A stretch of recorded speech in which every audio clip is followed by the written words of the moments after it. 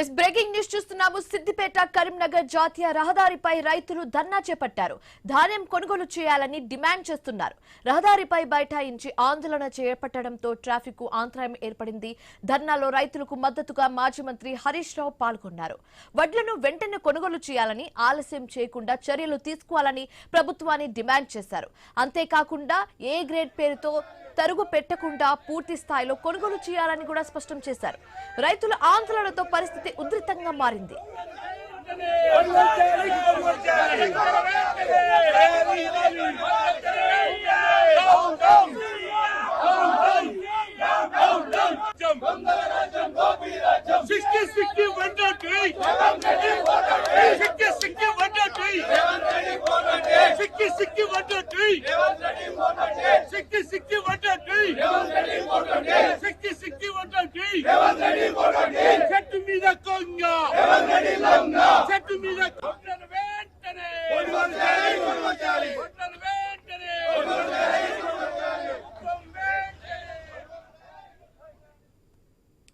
సిద్దిపేట కరీంనగర్ జాతీయ రహదారిపై రైతులు ధర్నా చేపట్టారు.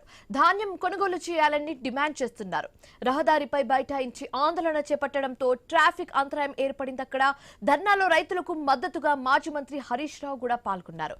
ఇదే అంశానికి సంబంధించి మరింత తాజా సమాచారం మా కరెస్పాండెంట్ క్రాంతి అందిస్తారు. క్రాంతి, ధర్నాకి సంబంధించి పూర్తి డీటెయిల్స్ ఏంటి? ధర్నా హరీష్ రావు కూడా సపోర్ట్ చేసినట్లుగా తెలుస్తుంది. మొత్తం ధాన్యం కొనుగోలు చేయాలని ప్రభుత్వాన్ని వెంటనే ఆదేశం ఇవ్వమని హరీష్ రావు కూడా చెప్పడం జరిగింది. సో పూర్తి డీటెయిల్స్ ఏంటి? సిద్దిపేట జిల్లాలో హరీష్ రావు మరోసారి రోడ్డెక్కారు. రైతుల కోసం హరీష్ రావు రోడ్డెక్కారు. సిద్దిపేట కరీంనగర్ రాజీవ్ రహదారి పైన మల్లారం వద్ద ధాన్యం కొనుగోలు చేయాలంటూ అన్న డిమాండ్ తో రైతులతో కలిసి ఆయన రోడ్డు పైన ధర్నా చేశారు. దీంతో పెద్ద ఎత్తున వాహనాల రాకపోకలు నిలిచిపోయాయి. ప్రధానంగా చూసినట్లయితే రైతులతో కలిసి మాజీ మంత్రి హరీష్ రావు ధర్నా చేయడానికి గల కారణం ఏంటంటే ధాన్యం కొనుగోలు కళ్ళాల్లోనే ధాన్యం ఉండిపోతుంది. ప్రభుత్వం మాత్రం కొనుగోలు చేయట్లేదు. వివిధ కారణాలతోటి కొనుగోలు నిలిపివేస్తుంది. దీనికి నిరసనగా రైతులతో పెద్ద ఎత్తున రైతులతో హరీష్ రావు ఈ రోజు ధర్నా చేశారు.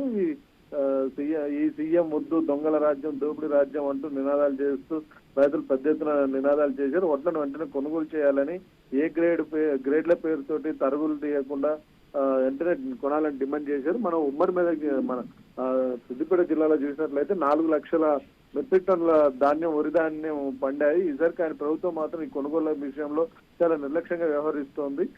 మనం చూసుకున్నట్లయితే ప్రతిరోజు ఇక్కడ సిద్దిపేట జిల్లాలో రైతులు తమ ఆందోళన చేస్తూనే ఉన్నారు. నిన్న కూడా దుబ్బాక ఎమ్మెల్యే కొత్త ప్రభాకర్ కూడా ఈ విషయం మీద నిరసన వ్యక్తం చేశారు. అయినా ఇటు అధికారులు కానీ ఇటు ప్రభుత్వంలో కానీ ఎలాంటి చలనం రాలేదు.